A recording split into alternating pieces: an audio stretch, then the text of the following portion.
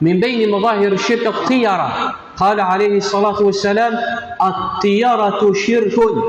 شو معنى الطيرة؟ الطيرة هو من التشاؤم، والتشاؤم يتما يدين الغديري، بل النبي عليه الصلاة والسلام أمر التفاؤل: تفاءلوا خيرا تجدوه. أما التشاؤم ويديري. شو معنى الطيرية؟ أصلا نمشي غير وصل الطيرية باش نفهم شو معنى الطيرية. لأن المشركين زيك قديما أمشي غير خدمن ما راه ذكر مثلا هذه هو السيين يسعى فواياج مدن سفر يسعى فواياج.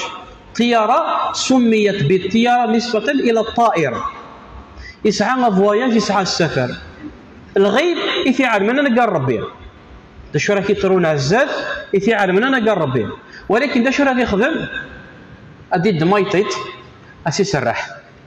ما إلا غايتيتني يروح ثم تيفوست معناتها غايكيني السفرين وين راه يطرني كي الحاجة العالية.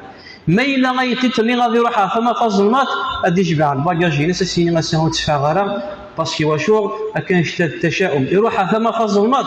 مادام يروح ثم فازلمات كان معناتها غينا لا دايرين جبريل للحاجة نديرها. من هذا أخذت الطيارة.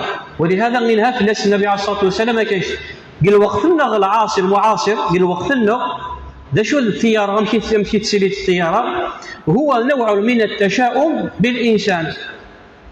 الذكر يوم مع الصباح يتسدوا على الخدمة أدي فغدي غلي قبريل أكيد ورا علينا منه غير الصبح والصباحية ورا علينا منه غير الصبح الله ضري ورا علينا منه غير الصبح وتسينا غير الطيارة بمعنى أنه من كيف الرم السبا وين غيك تصبح تاكل في الناس نغفي تملقة فاصا كيير تملقة تعرمط الانسان ومع ذا صدور شي قبري ذاك يوخرا قال بعيد الشراط تيلي لاكسيد وانا غادي لي كرا لكن الصباح غتفلاش ولاش منين الصباح غامد الصباح خبور ورا غنمشي على جالي كي طري ما كانش طرا كيشتا ماشي على جالي كي طرا وكاش نفس طرا وكاش ويضرب العالمين كي الانسان وانت وريت ضروري غير ينفع وهي نوع من الشرك لانه فريط النفع النير فريط المضر النير هو كاش النير.